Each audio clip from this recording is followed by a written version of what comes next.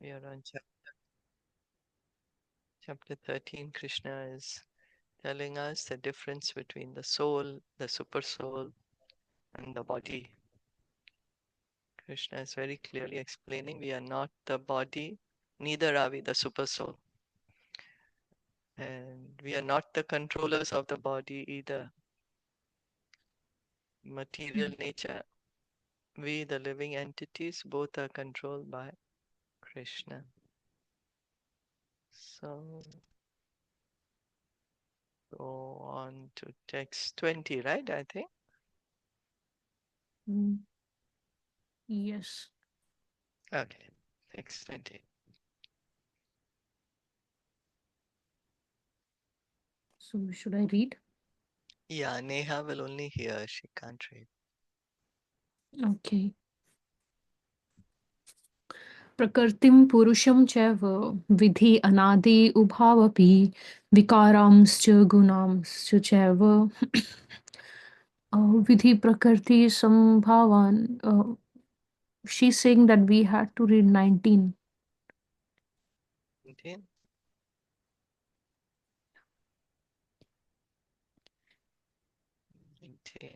Let's see. Only my devotees can understand. No knowable process of knowing. Combine these are called, yeah, I think 19. Yeah. Iti Is it? kshetram tatha jnanam ज्ञेयं चोक्तं समासतः मद्भक्त एतद्विज्ञाय मद्भावायोपपद्यते. Translation. Thus, the field of activities, the body, knowledge, and the knowable have been summarily described by me. Only my devotees can understand this thoroughly and thus attain to my nature. The Lord has described in summary the body, knowledge, and the knowable. This knowledge is of three things: the knower, the knowable, and the process of knowing. Combined, these are called Vigyan, or the science of knowledge. Perfect knowledge can be understood by the unalloyed devotees of the Lord directly. Others are unable to understand. The monists say that at the ultimate stage, these three items become one, but the devotees do not accept this. Knowledge and development of knowledge mean understanding oneself in Krishna consciousness. We are being led by material consciousness, but as soon as we transfer all consciousness to Krishna's activities and realize that Krishna is everything, then we attain real knowledge. In other words, knowledge is nothing but the preliminary stage of understanding devotional service perfectly. In the 15th chapter, this will be very clearly explained. Now, to summarize, one may understand that verses 6 and 7, beginning from Maha Bhutani and continuing through Chetana Dhriti, analyze the material elements and certain manifestations of the symptoms of life. These combine to form the body or the field of activities, and verses 8 through 12 from Amanitvam through Tattva Darshanam describe the process of knowledge for understanding both types of knower of the field of activities, namely the soul and the supersoul. Then verses 13 through 18, beginning from Anadi Matparam and continuing through Hridi Sarvasya Vishthitam, describe the soul and the supreme lord or the supersoul.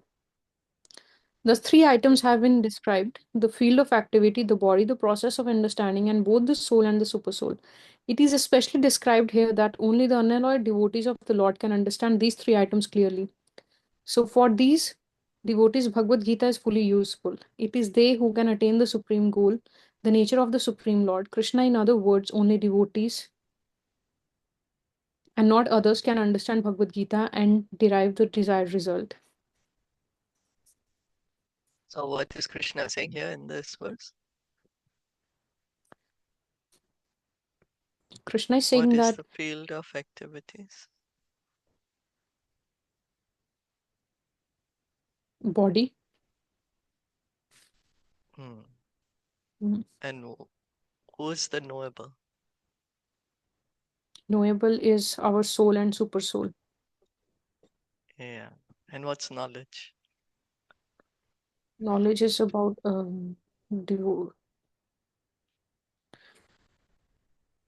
about these three things. Yeah. Mm. knowable, and the process of knowing. Devotional service. Yeah, devotional service. Because by devotional service only we can perfectly understand knower and knowable. So Krishna had given us these items, no? Humility, approaching a spiritual Mm, master, engaging in devotional service. Those are actually knowledge, out of which most important, engaging in devotional service under the instructions of spiritual master. And in mm, that way, we can perfectly understand the body, the soul, and the super soul. So okay. Vigyan, science, it's practical application of knowledge. Can really understand it. Mm-hmm. Comments? Oh, no. Okay. So we can see in this 13th chapter how many times Krishna is repeating that there's a difference. Body is different, the soul is different, the super soul is different. So many times. This Mm-hmm. is for us to understand. I'm not the body, I'm not the super soul, I'm the individual soul. And Krishna is the controller of both the Prakriti, material nature, the body, and also the individual soul. So one may say, I'm the controller of my body. Well, yeah, we do have control over our body, but we don't have control over everyone's body. And Krishna has control over everyone's body. He knows everyone's body. Okay. Okay.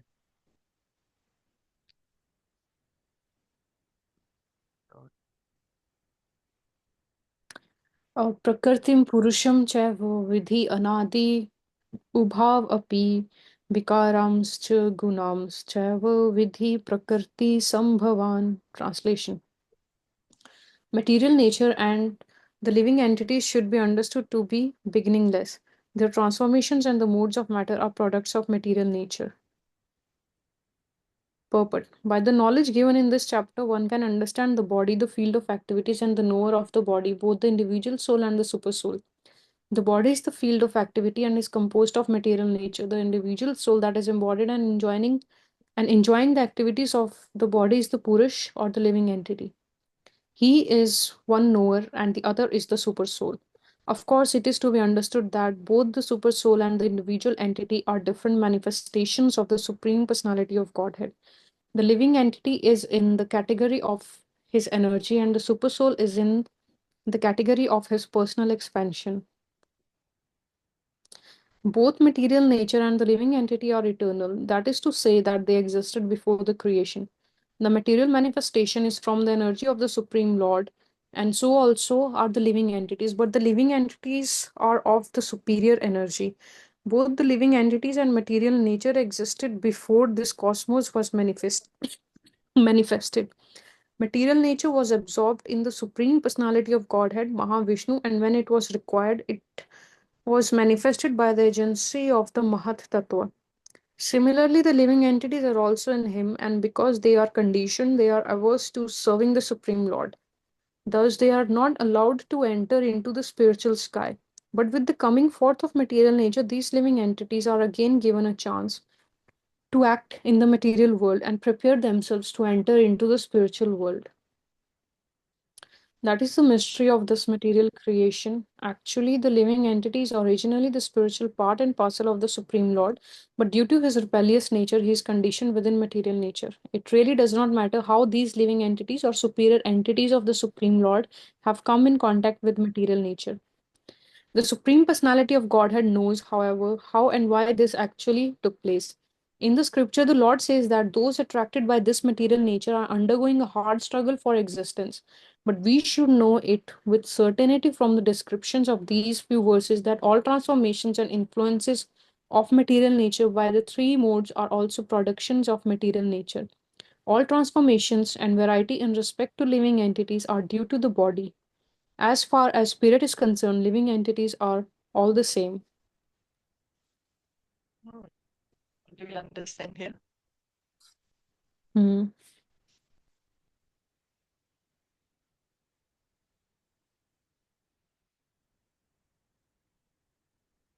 Like we exist, we living entities, we are all same, and we also existed before this manifestation. Yeah. And yeah, we are superior energy, and whereas material energy is the inferior energy. Why? Lord. Why are we superior? Um, Why is material energy inferior? we are superior because we are part and parcel of Krishna. And because we are part and parcel of Krishna, we are conscious. Hmm. We are conscious. That's why we are superior. Material energy, not conscious. That's why it's called inferior energy. Okay. Earth, water, fire, air, ether, not conscious. Oh, okay. Now, who's the controller of both? The material nature and the living entity? Super soul. Yeah, the super soul. And what's the difference between the soul and super soul? Uh, super soul is one and present in all, Mm-hmm. whereas living entities, our soul, we are different, Mm. and we cannot be all pervading.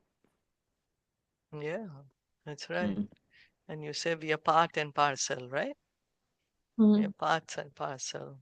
And super soul is a expansion of the Lord Himself, Mm. right? Mm. So now we see so many changes are happening. We see so many changes. We are born, then we grow, then we become adults, then the body start. We may have some children, or we may not, but the idea is then we start growing old, start dwindling, one day vanish. So these changes are happening. So Mm. what is the cause of these changes? Is it the body changing, or is it the soul changing? Body is changing. Yeah, the body Mm. is going through these changes. And because the soul is present in the body can go through the changes. Once the soul is out of the body, like a child's body, once the soul is out, it's not going to grow. Mm. So, although the changes are with the body, it can change as long as the soul is inside the body. Mm.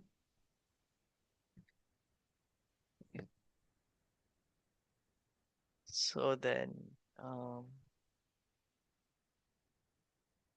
what is this? Now, why we are here in this material world? Because of our rebellious nature. Yeah, our rebellious nature. You say, why should I know God? Let me enjoy it separate from Him. Mm. So that can only happen in material world, not possible in the spiritual world. And here Prabhupada is also mentioning before the creation, where is the living entity and material nature? Where are they? Because they are eternal. And then we Mm. keep hearing the destruction takes place.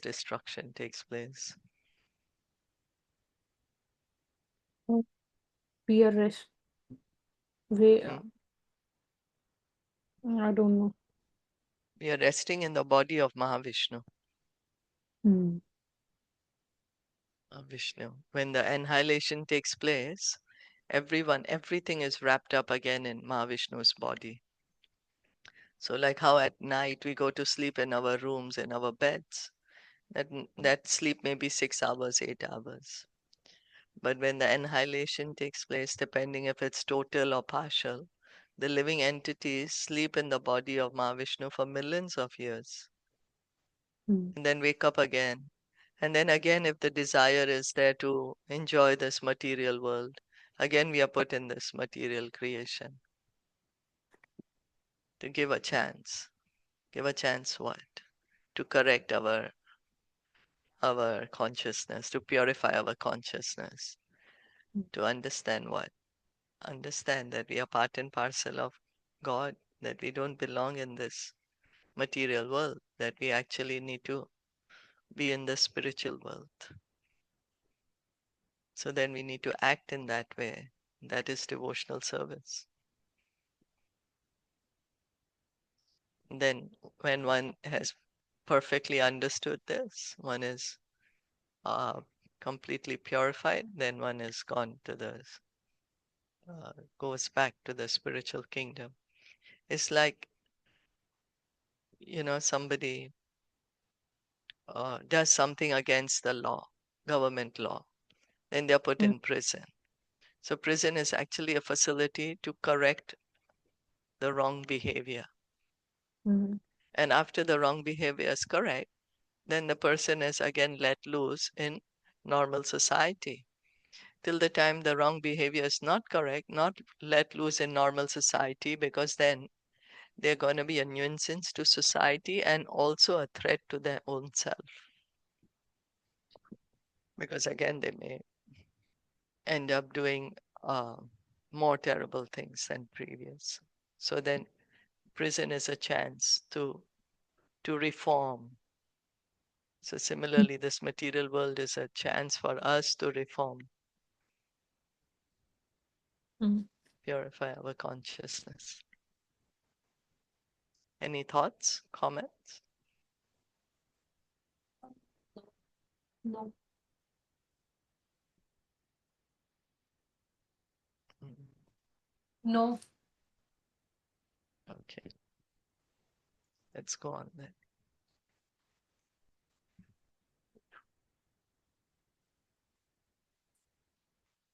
Sorry, did you say something? No, so I said if no comments, then let's go on to the next one. Okay.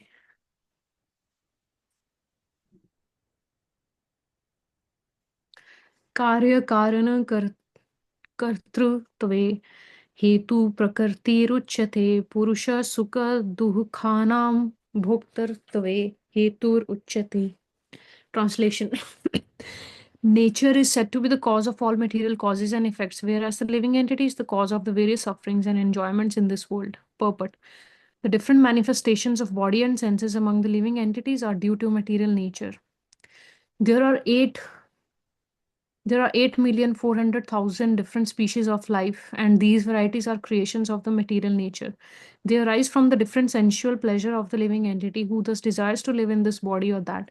When he is put into different bodies, he enjoys different kinds of happiness and distress. His material happiness and distress are due to his body and not to himself as he is. In his original state, there is no doubt of enjoyment. Therefore, that is his real state. Because of the desire to lord it over material nature, he is in the material world. In the spiritual world, there is no such thing. The spiritual world is pure, but in the material world, everyone is struggling hard to acquire different kinds of pleasures for the body. It might be more clear to state that this body is the effect of the senses. The senses are instruments for gratifying desire. Now, the sum total body and instrument senses is offered by material nature. And as will be clear in the next verse, the living entity is blessed or damned with circumstances according to his past desire and activity. According to one's desires and activities, material nature places one in various residential quarters. The being himself is the cause of his attaining such residential quarters and his attendant enjoyment or suffering. Once placed in some particular kind of body, he comes under the control of nature because the body, being matter, acts according to the laws of nature.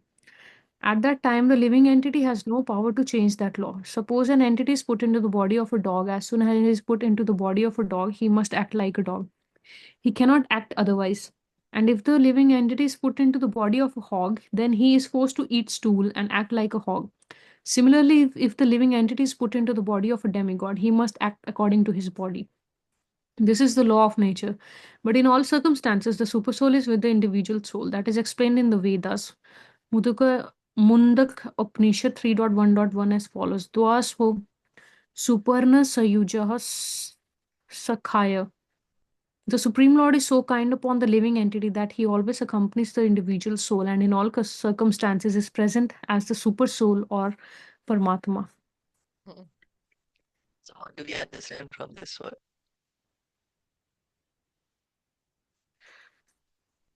Like this,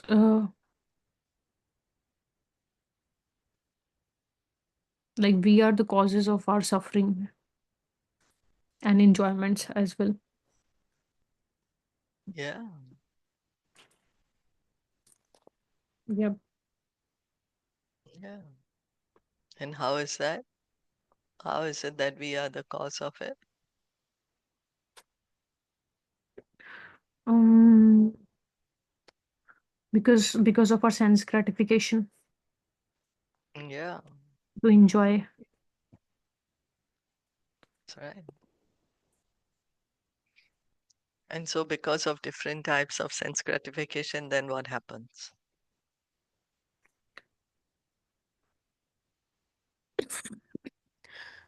We get entangled. We get entangled, yeah. Yeah. And we get different types of bodies Mm. based on our how we want to enjoy the senses and based on how we have acted. So our desire and karma, that's based on that material nature gives us another body.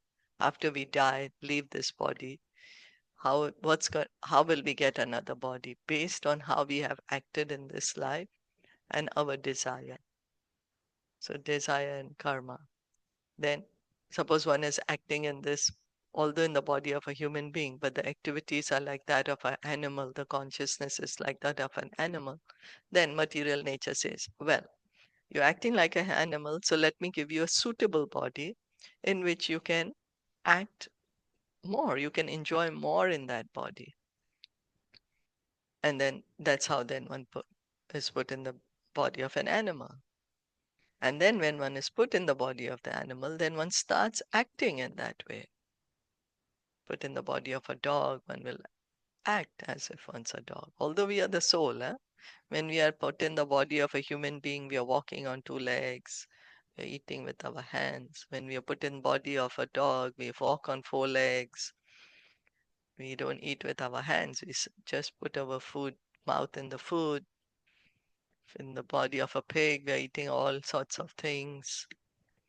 So all that is because the body is being controlled by the modes of nature.